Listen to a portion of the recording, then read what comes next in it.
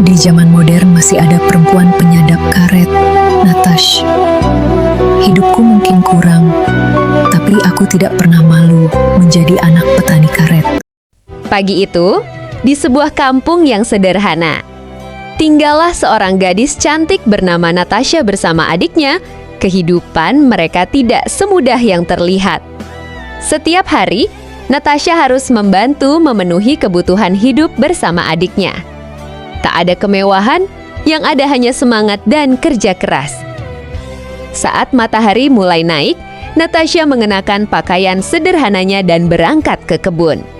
Hari itu, ia membantu menyadap karet. Dengan sabar, satu per satu pohon karet ia kerjakan. Yang penting halal dan bisa untuk makan hari ini, pikir Natasha dalam hati. Setelah selesai menyadap karet, Natasha tidak langsung pulang. Ia bersama adiknya mencari barang yang masih bisa dikumpulkan untuk dijual. Mereka berjalan menyusuri jalan kampung, memungut apa yang masih memiliki nilai. Adiknya sesekali merasa lelah, "Kak, kapan kita bisa hidup seperti orang lain?"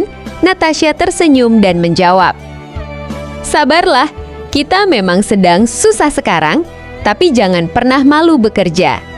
Selama kita mau berusaha, suatu hari nanti hidup kita pasti berubah." Sore mulai datang. Hasil yang mereka dapat memang tidak banyak.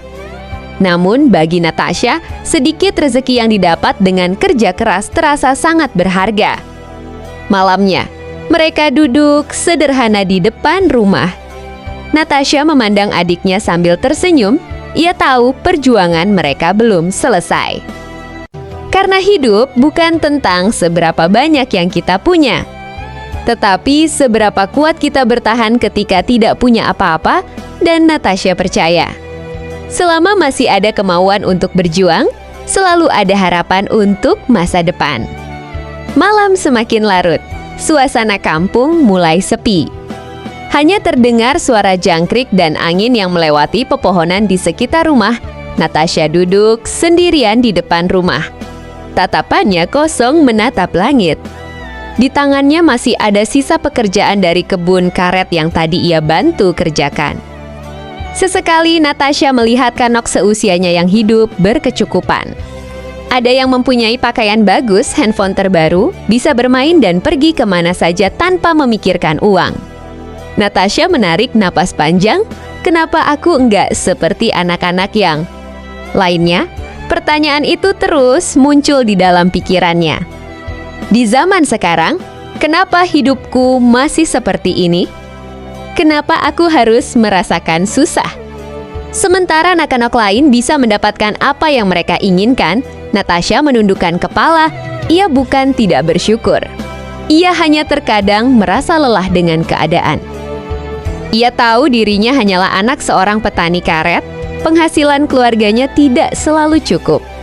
Ketika harga karet turun, kebutuhan rumah tetap harus berjalan. Seringkali, untuk mendapatkan uang, ayahnya harus pergi ke kebun sejak pagi. Panas matahari dan hujan sudah menjadi bagian dari kehidupan mereka. Natasha teringat saat melihat ayahnya pulang dari kebun dengan pakaian penuh keringat. Dalam hati ia berkata, "Ayah sudah bekerja keras setiap hari, tapi kenapa kita masih kekurangan?" Air mata Natasha mulai menetes. Tak lama kemudian, adiknya datang dan duduk di sampingnya. "Kak Natasha, kenapa menangis?" Natasha Svet menghapus air matanya. "Nggak apa-apa, kakak cuma lagi capek." Adiknya memeluk Natasha. "Kita memang nggak punya banyak uang, Kak, tapi kita masih punya keluarga." Kata-kata sederhana itu membuat Natasha terdiam. Ia menatap adiknya dan tersenyum kecil. "Iya, kamu benar." Namun malam itu Natasha kembali berpikir ia tidak ingin selamanya hidup dalam kekurangan. Bukan karena ia malu menjadi anak petani karet. Justru ia bangga dengan pekerjaan orang tuanya. Yang ia inginkan hanyalah suatu hari nanti bisa membantu keluarganya. "Aku ingin mengubah kehidupan keluarga kita. Aku ingin ayah dan ibu tidak perlu bekerja sekeras ini lagi." Sejak malam itu, Natasha mulai berjanji kepada dirinya sendiri, ia akan belajar lebih giat. Ia akan membantu orang tuanya. Ia juga akan mencari cara agar bisa mendapatkan penghasilan tanpa harus meninggalkan keluarganya. Hari demi hari berlalu, pagi-pagi sekali, Natasha tetap membantu di kebun karet. Setelah itu, ia mengurus pekerjaan rumah dan menemani adiknya. Teman-temannya mungkin melihat Natasha sebagai gadis kampung biasa. Tapi mereka tidak tahu, di balik senyumnya tersimpan sebuah mimpi yang sangat besar. Suatu sore, ketika Natasha sedang duduk di bawah pohon karet, ia memandang kedua tangannya.